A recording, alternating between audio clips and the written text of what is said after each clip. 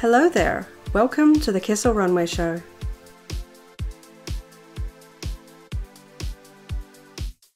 At the Star Wars Celebration Chicago 2019 convention, I presented my panel, Collecting Star Wars Fashion, as part of the collecting track. Here is the full description as presented in the convention program. As apparel forms an essential part of human existence, Star Wars fashion is often a gateway collecting hobby. This panel examines the concept of Star Wars clothing and related collectibles as both a form of self-expression and as a collecting focus, particularly those aspects of the hobby that are unique when compared to other pursuits. Presented by Kristy Glasgow, writer for the Star Wars fashion blog The Kessel Runway. I am presenting my panel here virtually for fans who could not attend in person. I also have the full panel transcript with photos available on the Kessel Runway website. Check the video description for links. Welcome to the Collecting Star Wars Fashion panel. Thank you all for joining me here. My name is Kristy Glasgow and I run the women's Star Wars fashion website, The Kessel Runway. It has been great to see just how much Star Wars fashion there is available here. So many great brands and so many fans wearing awesome Star Wars fashion. I presented my first Star Wars fashion panel at Celebration Orlando in 2017, where I talked about many different brands and a little bit of the history of women's Star Wars fashion. As a bit of a follow-up, for this panel I will be taking a look at a wide range of aspects of collecting Star Wars fashion, broken down to three main topics: fashion as a collecting focus, self-expression and identity, and sources of Star Wars fashion. In this first section, we will be focusing on fashion as a collecting focus. So what makes Star Wars fashion collecting unique compared to other aspects of Star Wars collecting?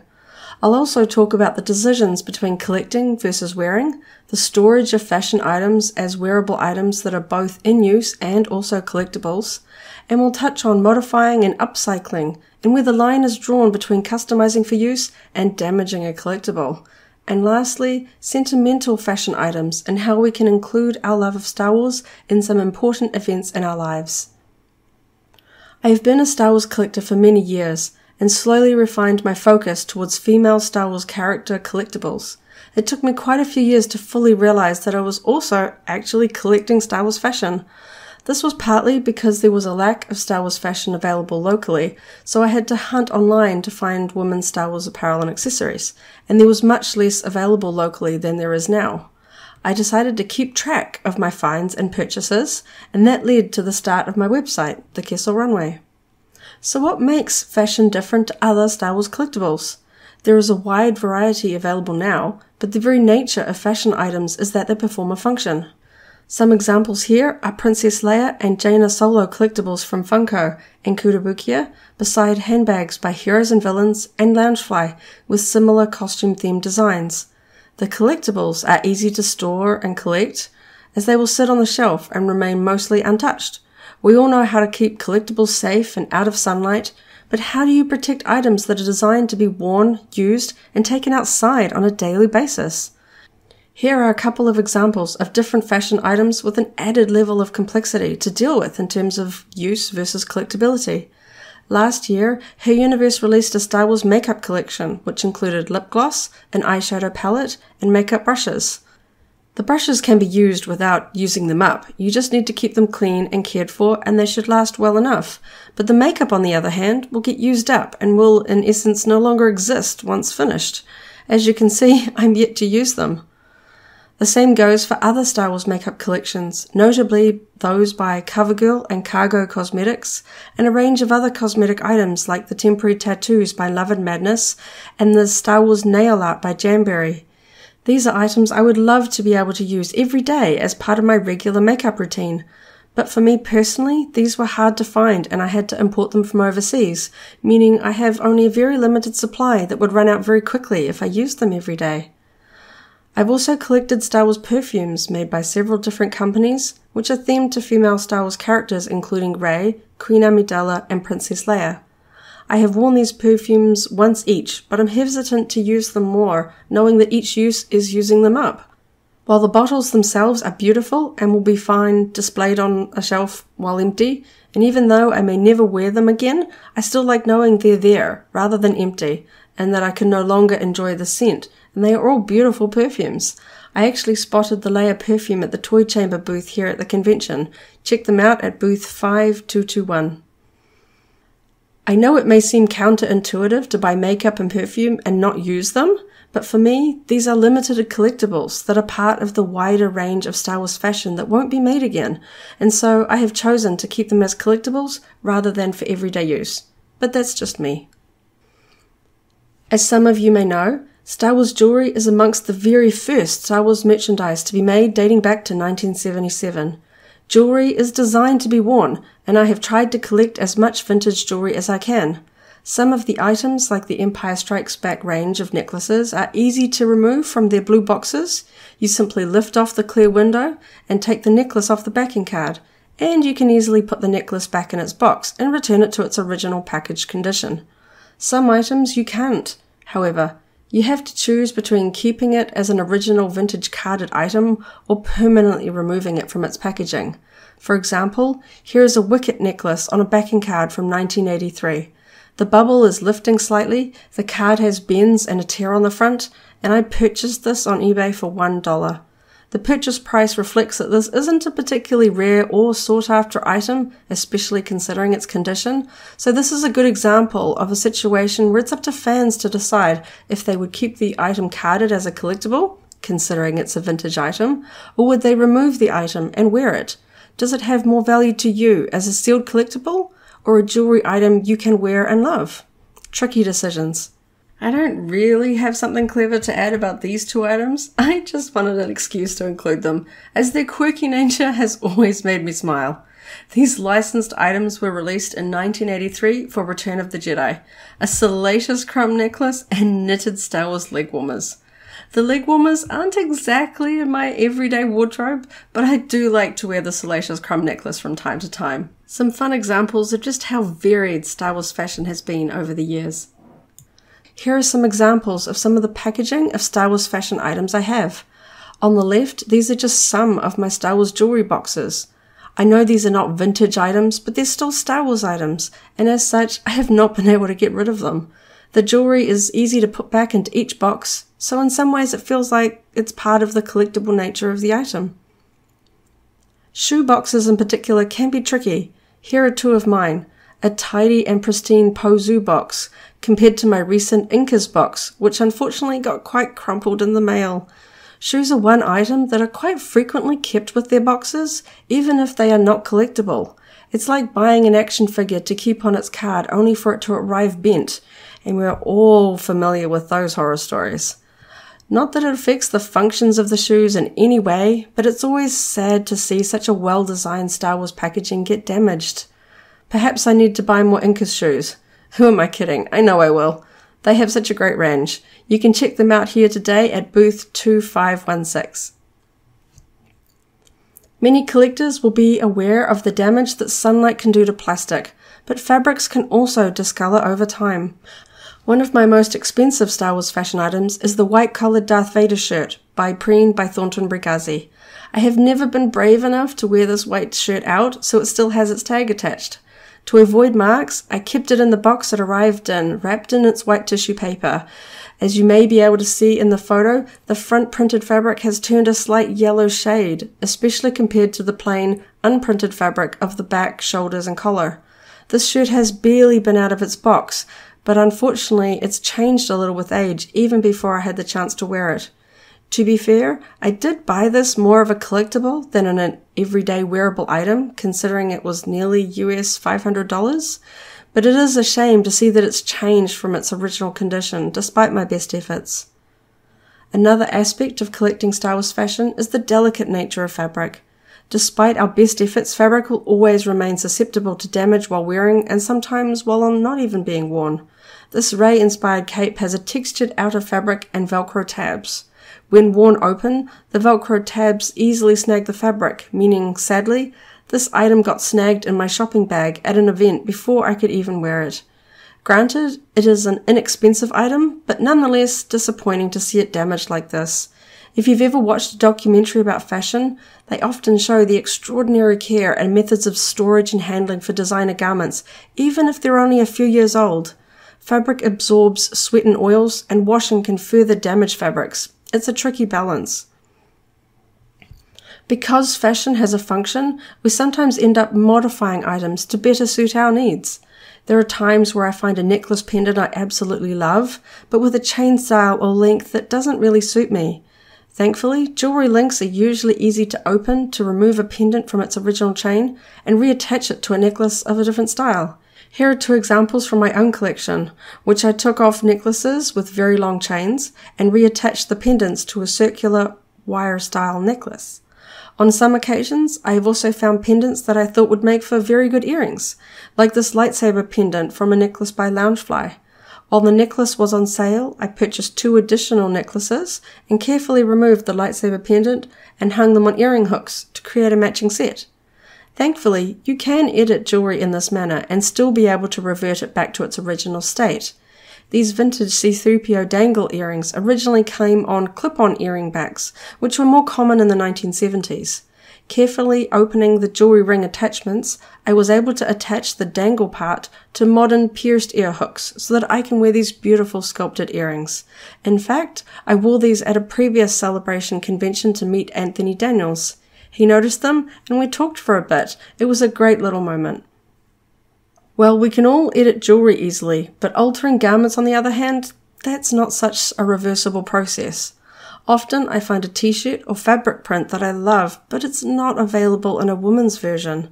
Sometimes all it takes is a pair of scissors to alter a men's t-shirt into a woman's tank top, like the one on the left here. Sometimes I've taken men's garments completely apart to use the fabric to sew a completely new item, like this shirt I made from fabric that was originally men's sleep pants. With this type of alteration, I generally only use items that are cheap, on sale for clearance, or are not particularly rare or vintage, as it is a more destructive type of alteration. Of course, once you purchase an item, it's yours to do with as you please, but I try to be careful not to destroy something special. Cutting up Star Wars bedsheets for dress fabric feels a bit like opening carded vintage figures. You're forever altering its existence, when there are other easier to find alternatives. With the growing range of Star Wars footwear available now, I find myself having to make tough decisions about how much I can wear my Star Wars shoes before I worry about damage.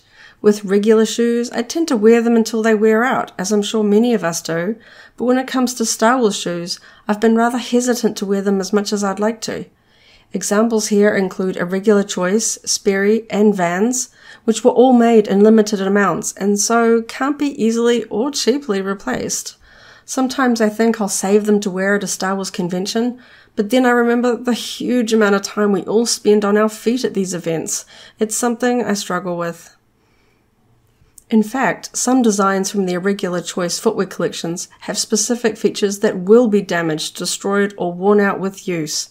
Many of the pairs featured a coloured print on the soles, which can only be protected by applying an additional plastic protective layer, which does protect the artwork but alters the shoes from their original condition. Some pairs also featured lights and sounds which were activated while wearing. This is a super cool feature, but they involved fixed batteries that only last so long and will eventually stop working.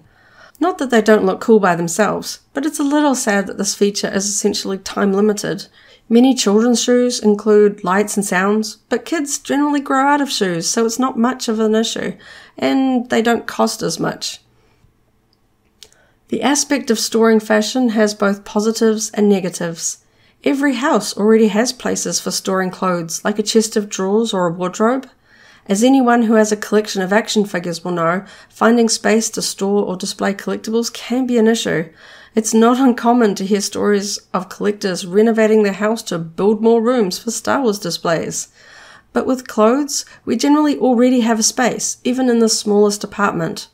With my Star Wars clothes, I do try to be more careful and actually fold up my sweaters rather than throwing them in the drawer, and I take careful consideration with my hangers to ensure my Star Wars clothes do not get stretched out at the shoulders.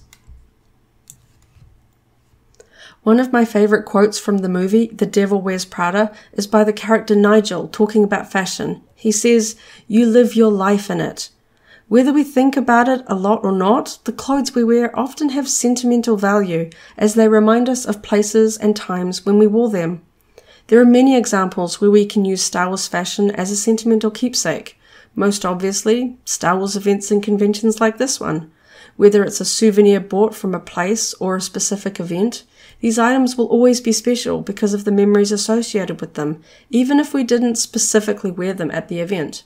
My Princess Leia t-shirt from Celebration 3 in 2005 is well worn and loved, but it's a special souvenir from my first Star Wars Celebration convention. It's something I will never throw out, even if I never wear it again.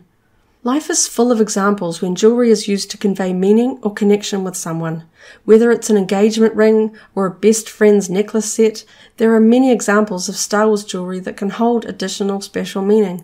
Designs like the Haitian smelt necklace already has inbuilt meaning because of the close relationship between the sisters Rose and Paige Tico, making this the perfect subtle sentimental jewelry piece to share with a loved one.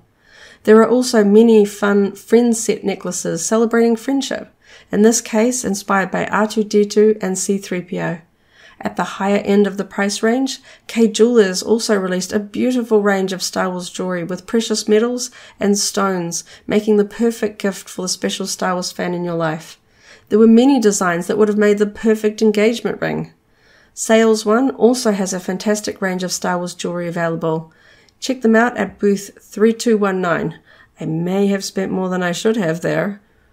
Here are a couple of examples of Star Wars sentimental fashion from my own wardrobe. I was gifted a Star Wars garter, which I wore on my wedding day, and it was also my something blue, and a TIE Fighter print dress that my daughter wore to her high school prom. These are both significant occasions in our lives, and it was really special to be able to include Star Wars details in those outfits, particularly because what we wear on our wedding day or prom is so closely linked to our memories of that day. Had there been more Star Wars fashion available back then, I know I would have worn more for my wedding day. I've seen the gorgeous Irregular choice Star Wars shoes worn by brides under their dress, and there is beautiful Star Wars jewelry available now too. With the growth of Star Wars fashion availability, it now covers every age, starting right from birth. With the generation of fans who grew up with Star Wars now having kids of their own, it's the perfect time to include Star Wars fashion in those early days of your child's lives. Many parents, myself included, love to share their love of Star Wars with their child. I also keep any baby clothes as sentimental keepsakes from when they're young. My daughter loves Star Wars, and even though she is of course too old to wear her baby clothes, she has so many fond memories of these t-shirts, even though she was only 3 years of age when episode 3 came out and couldn't watch it until sometime later. Taking the sentimental approach even further, Cub Coats makes children's Star Wars sweatshirts that transform into cuddly toys. Their range includes Chewbacca and Darth Vader. These are such a cute and creative item that is sure to become a very sentimental childhood item. Check them out for yourself at booth 3518. They are so adorable. While many of us may not think too much about the clothes we grab to wear each day, they do carry a lot of meaning, reminding us of the times we wore them, just as we remember our favorite childhood toys. If you have ever watched the Marie Kondo Tidying Up series, you will see just how hard it can be to let go of clothing, because it reminds us so much of the people, places, and times in our lives. Moving on to self-expression and identity. As the famous fashion magazine editor Nina Garcia once said, "Style is a deeply personal expression of who you are, and every time you dress, you are asserting a part of yourself." The clothes we wear are part of our personal identity, how we present ourselves to the world. So it makes sense that as Star Wars fans, we enjoy sharing that passion with others by showing it with our apparel. Whether it's a casual t-shirt we throw on for running errands or a full themed ensemble for a convention, there are many ways we can use Star Wars fashion to express ourselves, no matter your own personal taste or style. We will take a look at fashion as a form of self-expression, apparel as a human need, Star Wars fashion is a hobby relevant for every fan, style as a part of personal identity, and inspiration and influences. Fashion style is a very personal thing. Whether we realize it or not, we will always be drawn to specific items and styles when browsing at a store, even if we can't really articulate why we like one particular item over another. One particular aspect of Star Wars fashion I often hear is the preference for bold versus subtle branding. Some people enjoy Star Wars fashion for its bold designs, letting others clearly know that you love Star Wars. Others may prefer the subtle inspired designs that they know are Star Wars, but may fly under the radar to the casual observer. Here are a few of my favourite examples of bold versus subtle. This chunky Stormtrooper necklace covered in rhinestones will let everyone know you're a Star Wars fan, very much in contrast to the subtle 3-tiered chain necklace with its petite rebel bird and tiny Star Wars logo. You can also apply the same preferences to garments. Here are 2 pairs of leggings from Therese. One is completely covered in Darth Vader helmets, while the other is a pair of plain black leggings with a small panel at the ankles with a constellation-inspired print. Only when you look very closely do you spot the Star Wars elements in amongst the stars.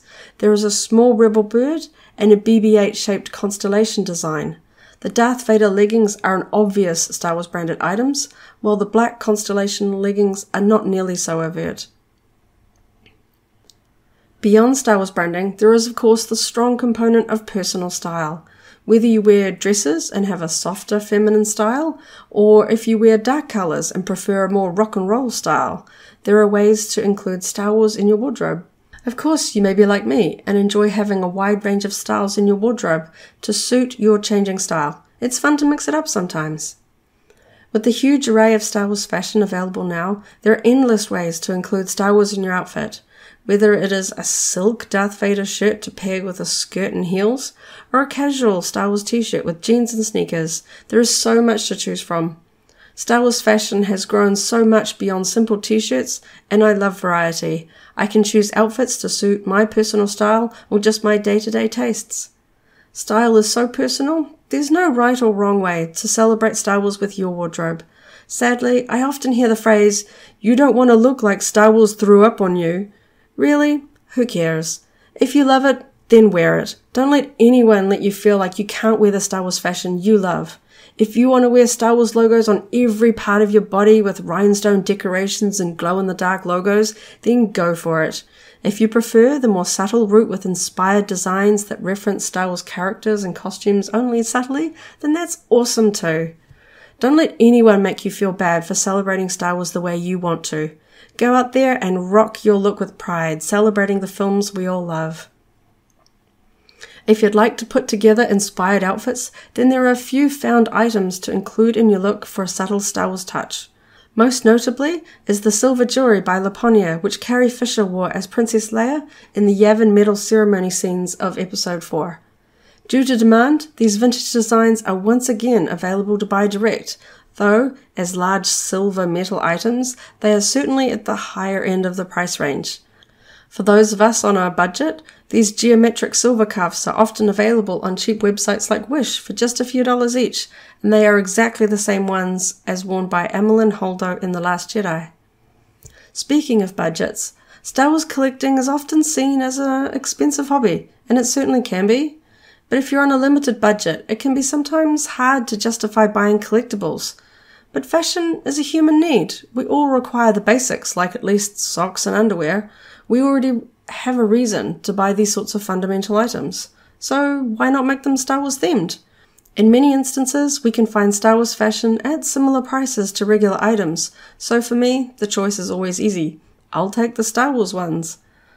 Unlike some other areas of Star Wars collecting, like full-size props or statues, Star Wars fashion can be enjoyed by fans with a small budget and small storage space, making it an easy gateway into Star Wars collecting. Anyone can do it.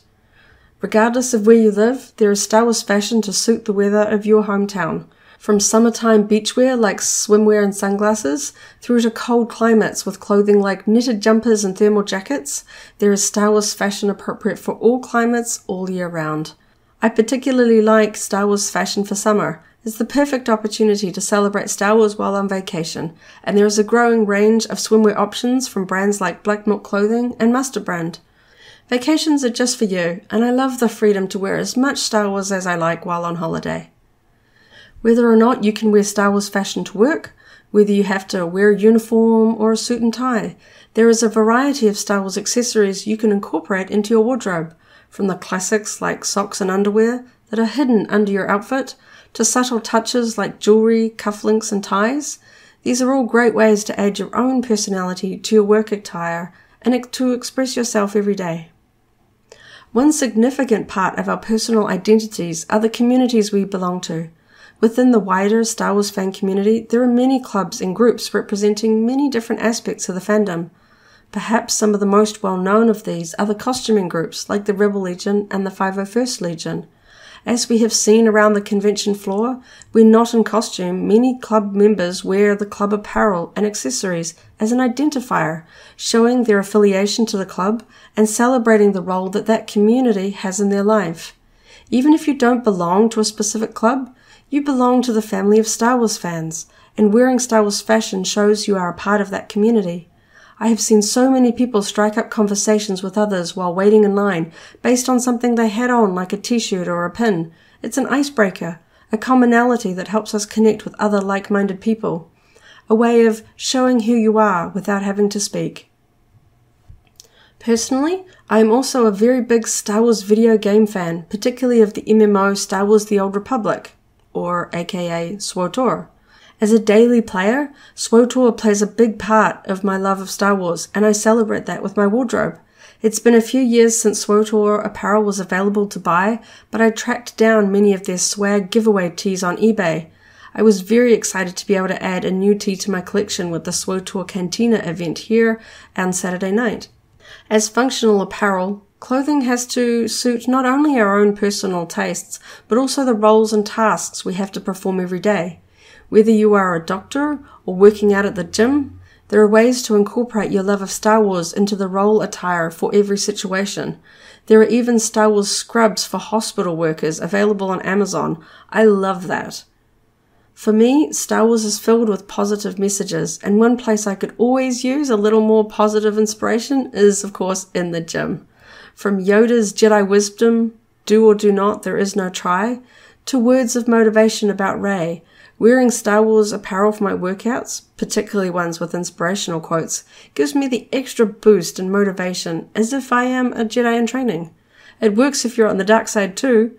I love my Rule the Galaxy tees for days I'm feeling a little more Sithly. Star Wars quotes are popular themes for Star Wars jewelry, from the classic, May the Force be with you, to Never tell me the odds. There is something very special about looking down at my wrist for words of wisdom during the day. One of my most absolute favorites is the Princess Leia inspired bracelet by Lillian & Co., with just the simple word, hope. Beyond the meaning of the individual quotes, just having a touch of Star Wars with me wherever I go always brings a smile to my face when I need it most. Star Wars has been such a positive influence in my life, and I carry reminders of that with me every day with my wardrobe and accessories. For many fans, the inspiration we find from Star Wars characters extends beyond the screen to the actors and actresses themselves. In particular, for me, this includes Emilia Clarke, Daisy Ridley, and Natalie Portman. These leading ladies are fashion icons in their own right, as well as the characters they portray, which adds another layer of inspiration to the character-themed fashion and accessories. Many of the Star Wars actresses have fronted campaigns for major fashion and beauty labels, as well as appearing in fashion magazines. While many of us may not be able to afford the fashion from these brands, or as worn in the magazines, they still serve as inspiration. In particular, Natalie Portman has been Miss Dior since 2010, beginning with the Miss Dior Perfume campaign, and more recently as the face for Dior makeup, in particular the Rouge lipstick collection. The lipstick collection particularly stands out as Natalie wears their signature 999 red range, which for me has a strong connection to the iconic makeup she wore as Queen Amidala. It isn't the makeup brand she wore in the film, but when I wear the same red shade as Natalie, I feel it as if it is something Padme herself would have worn. It isn't Star Wars branded, but the connection is there, and it feels special. Of course, the more obvious way of celebrating our favourite characters and actors is to wear the fashion highlighting or featuring them. Here are a few of my favourite characters and themed fashion items. The first, of course, is Daisy Ridley as Rey, with a top by Black Milk Clothing and necklace by Sales One. There is a huge range of Rey-themed fashion available, which is great. I can't wait to see the range of designs that will be available for Episode 9. There is not as much Padme Amidala-themed fashion as I and many others believe there should be, so I try to collect it wherever I can. Padme is such a style icon, as is Natalie Portman. They are both accomplished women and role models, and wearing Padme fashion helps inspire me. The first shirt is by We Love Fine, while the second shirt is from Forever 21, with a Padme-inspired Naboo symbol cardigan by Her Universe. Of course, I can't talk about female Star Wars characters without including Princess Leia and Carrie Fisher. Let's see if I can get through this without crying. Leia is especially significant for me. I met Carrie Fisher a number of times, and I certainly try to collect as much Leia fashion as I can. Wearing it reminds me of the strength and hope of both Carrie and Leia, and celebrates so much of what I love about Star Wars. In situations where I feel like a more subtle inspiration, I look to symbols that represent Leia. In A New Hope, Leia wears silver jewelry and accessories with her white dress, so for me, the silver rebel bird symbol is always synonymous with Leia. In the new sequel films, Leia wears a distinctive ring, which is now available as a licensed replica version by Sales 1. Wearing this ring makes me feel like I have connection to Leia, wearing the same jewelry as her, and it is the perfect subtle piece I can wear anywhere and with anything. Since Carrie Fisher passed away, symbols of Leia now have a greater meaning for many of us. Many fans remember her sharing glitter with fans at conventions, and it has inspired a Glitter for Carrie movement in her memory. For her birthday last year, my daughter and I celebrated her legacy by combining silver glitter with Leia-inspired touches such as her classic bun hairstyle and rebel symbol. Not technically a fashion item, but hairstyles can add a great finishing touch to a themed outfit, and are particularly fitting since Leia has such iconic hairstyles. As well as taking inspiration from specific characters, I personally find great significance in the love stories of Star Wars. Star Wars is how I met my husband, and we got engaged at the filming location of Anakin and Padme's wedding in Italy. Sadly, there isn't much fashion inspired by the love story in Episode 2, so these particular items hold special significance for me. The first here is a limited edition t-shirt that was sold by Shop Disney, while the second is a costume-inspired knitwear piece by fan label Alhofer Design. And of course, I bought the brand new gorgeous Padme dress and sweatshirt by Her Universe. Who else has plans to visit the villa in Italy wearing that dress? Moving on to sources of Star Wars fashion. While most of us usually buy our regular clothing at a local store, Star Wars fashion tends to be more spread in its availability, and it can be quite the adventure to collect. While online shopping is quite accessible, it does add some complexities when combined with the collectible nature of Star Wars items. In this segment, we will look at the rise and growth of Star Wars fashion companies, collectible brands versus mass market, apparel sizing, exclusive items and accessibility, and fan-made fashion. There are so many companies producing licensed Star Wars fashion, so I can't cover them all, but I just want to highlight two of my recent favorites. And not surprisingly, they're both footwear brands. I love shoes, so I am so happy to see so many options available for both men and women nowadays. One of my favorite Star Wars fashion companies is the ethical footwear brand Pozu. Keen-eyed fans identified the footwear on display as part of Rey's costume at Celebration Anaheim. Due to demand, the company reissued that specific style of boot. From there, the company launched a full licensed collection of replica footwear and costume-inspired designs, and have continued to expand their range with fabulous sneakers for both men and women.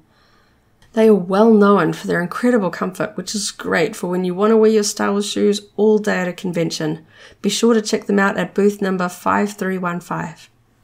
Also in the footwear market is the brand Inkkas. One of my favorite designs is from their latest collection release. These shoes feature a repeating print of the leading ladies of the Star Wars saga, Queen Amidala, Princess Leia, and Rey. Inkkas also has a booth here at the con, number 2516. I am so happy to see Queen Amidala featured on shoes. I need more. As with other areas of Star Wars collecting, some brands and items are highly sought after, while others tend to linger around. I will take a look at some of the more notable fan-favorite brands and what makes them so popular. A personal favorite of mine is the Australian clothing label Black Milk Clothing. I had been a fan of the range for quite some time, so it was exciting when they announced a full licensed Star Wars apparel collection in 2012. The collection was primarily aimed at women, with a range that included leggings, bodycon dresses, and swimsuits. The collection was so popular, it was unfortunately widely available from knockoff sources. Flash forward to 2018, when Black Milk suddenly launched a brand new collection, including pieces inspired by the new sequel trilogy.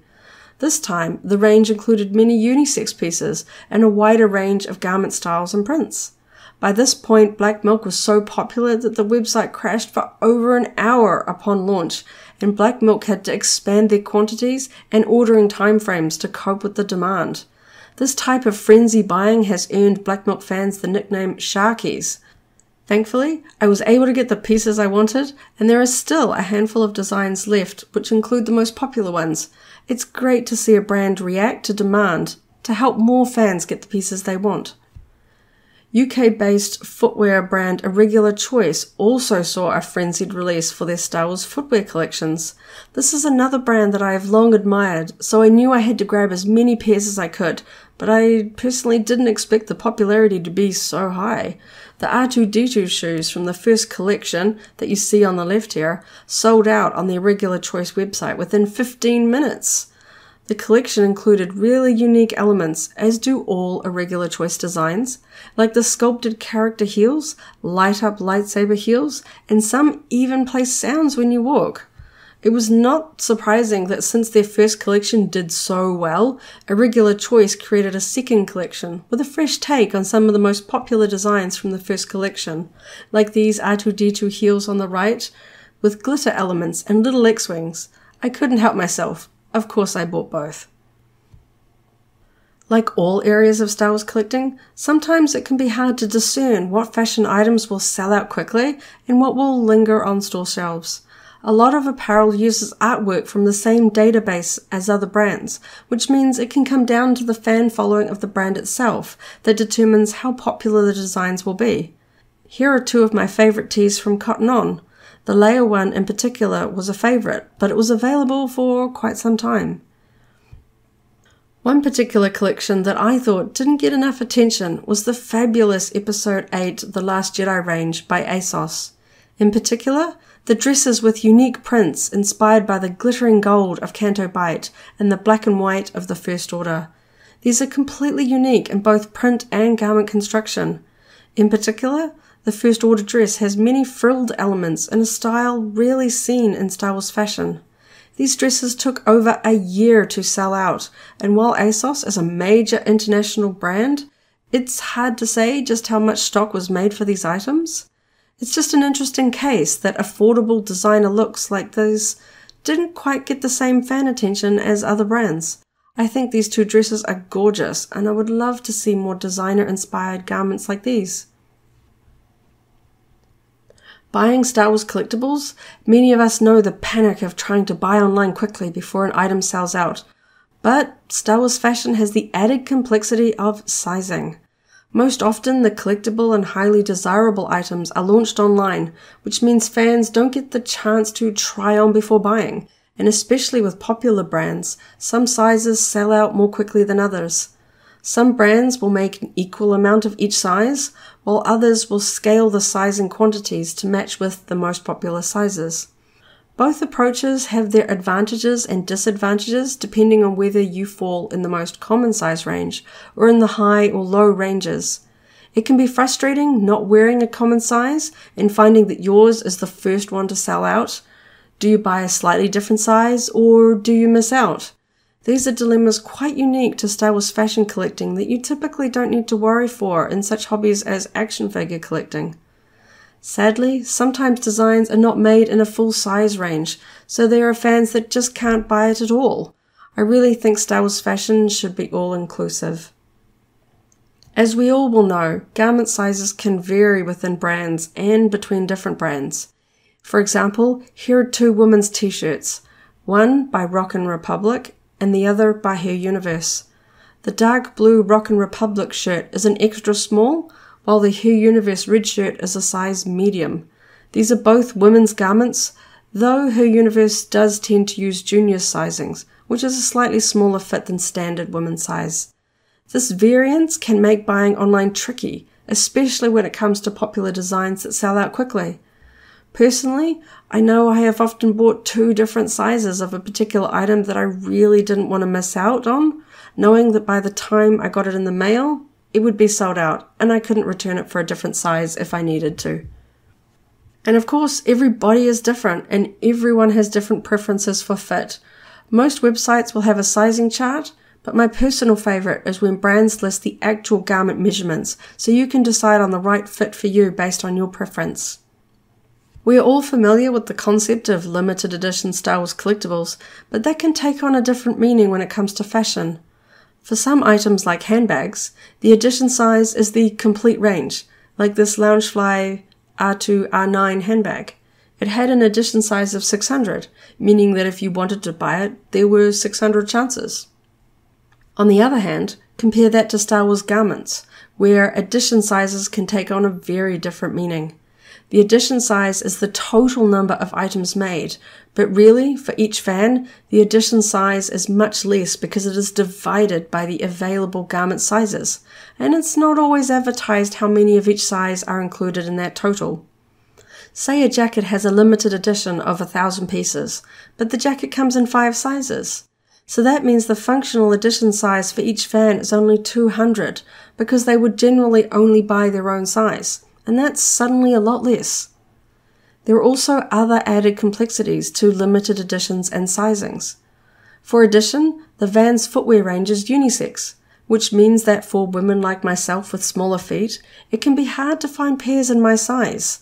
The larger and traditionally men's sizes were much easier to find.